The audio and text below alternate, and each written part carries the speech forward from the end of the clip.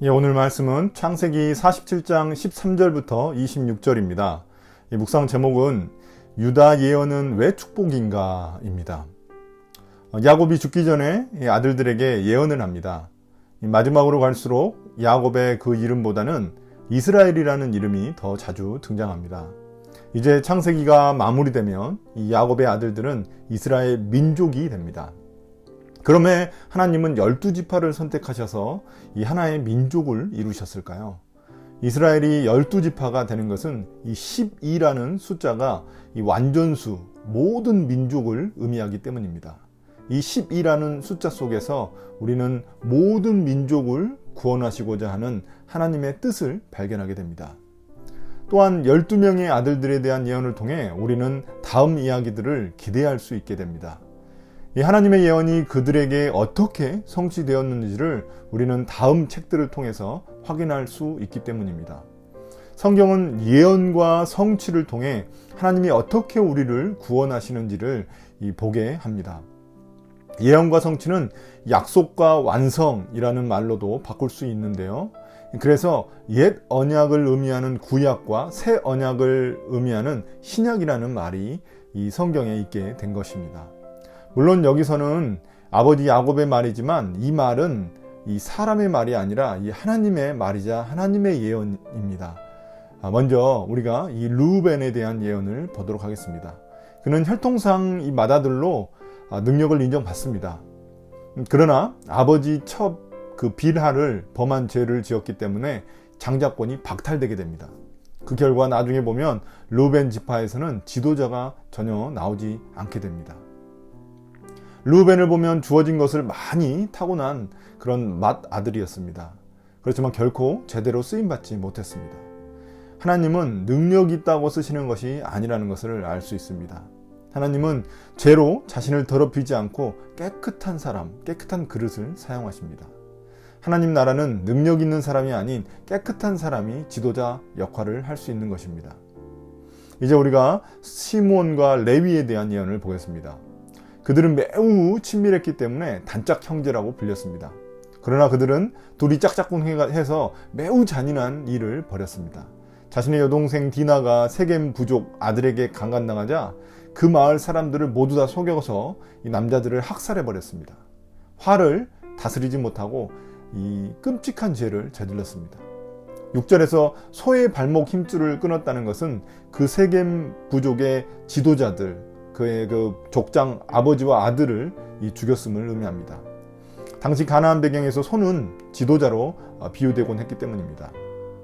이들에게는 축복이 없고 저주만 예언이 될 뿐입니다. 그들을 다른 지파 사이에서 분산시키고 흩어버리시겠다고 예언을 하셨습니다. 이런 비슷한 예언을 이 모세도 신명기라는 책 33장에 보면 보게 되는데 그때 시므온에 대한 예언은 아예 등장하지도 않습니다. 여호수아서에서 각 지파들이 땅을 차지한 것을 보게 되면은 이 시므온 지파는 유다 지파 속에 들어가 있는 것을 우리가 보게 됩니다.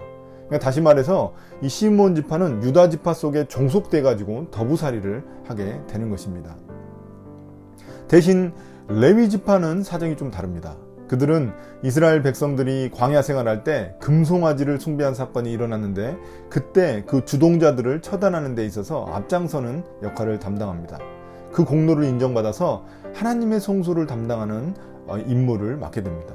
그렇지만 다른 지파들이 모두 땅을 차지할 때 이 유다 지파는 레위 지파는 각 지파들 속에서 흩어져서 자신들의 임무를 담당하게 됩니다.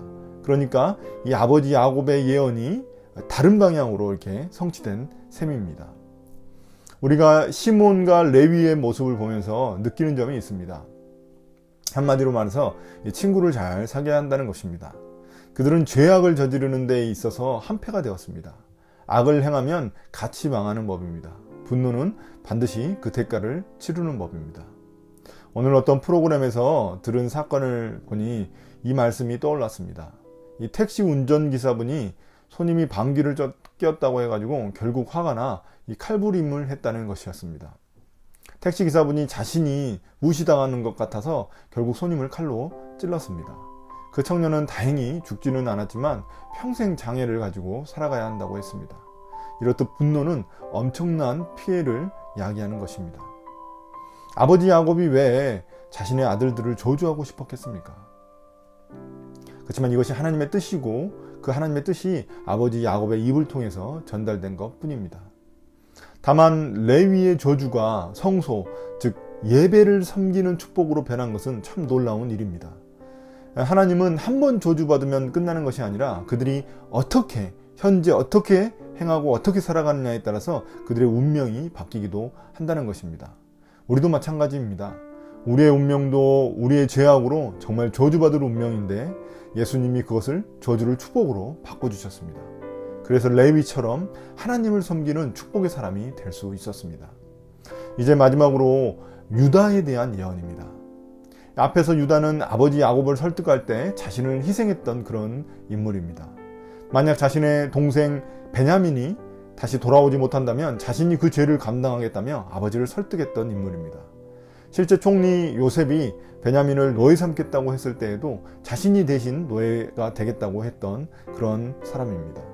그는 이러한 희생으로 말미암아 이 형제들의 리더 역할을 하게 되었습니다.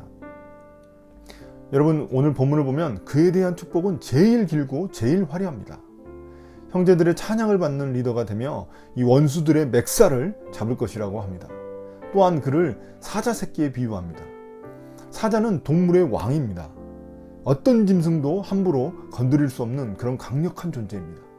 유다가 그런 지파가 될 것이라는 의미입니다. 또한 임금의 지휘봉, 통치자의 지휘봉 이야기가 나옵니다. 유다 지파에게서 왕이 나올 것이라는 예언입니다.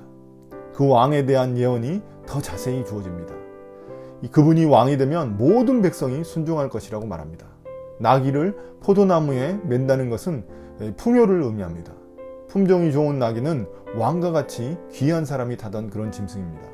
그 나귀가 마음껏 먹을 수 있는 포도나무가 옆에 있다는 의미입니다.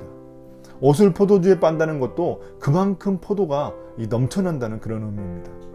이스라엘의 대표적인 과일이 포도인데 그가 왕이 되면 그만큼 그 땅이 풍요로워질 것이라는 의미입니다. 그의 이가 하얗다는 것은 그만큼 이 생명력이 넘친다는 것을 의미합니다.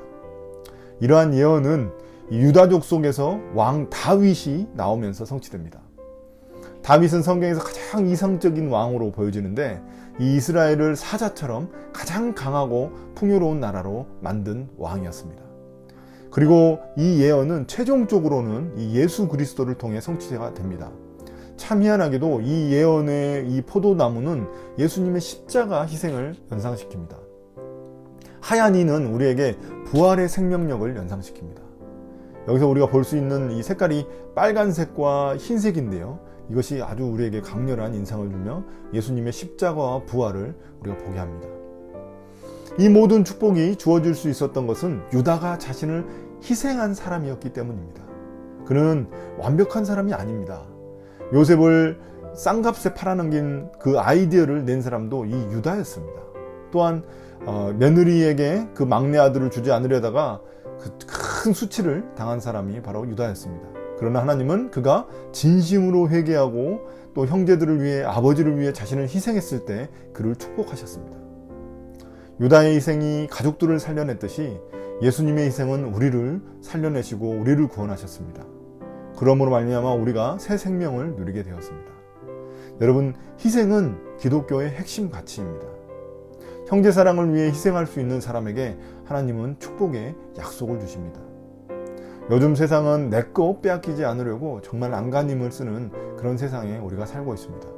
우리는 그것을 소위 기득권이라고 말하며 많은 이들이 그 기득권자들을 싫어합니다. 정치인들이 대표적인 인물이죠. 그렇지만 우리 각자도 누군가에게는 작게나마 그 기득권을 누리면서 살아가고 있습니다. 자기가 알게 모르게 말입니다. 자기중심적으로 살아가는 삶 속에는 항상 기득권이 생겨나게 되어 있습니다. 인간이 자기중심적인 모습에서 벗어나는 길은 그런데 정말 쉽지 않습니다. 우리의 능력으로 되지 않습니다. 오직 성령의 능력으로 하나님의 말씀을 순종할 때 가능한 그런 것입니다. 오늘 누군가를 위해 작게나마 내 시간, 내 돈, 내 에너지를 희생하는 그런 하루가 되기를 축복합니다.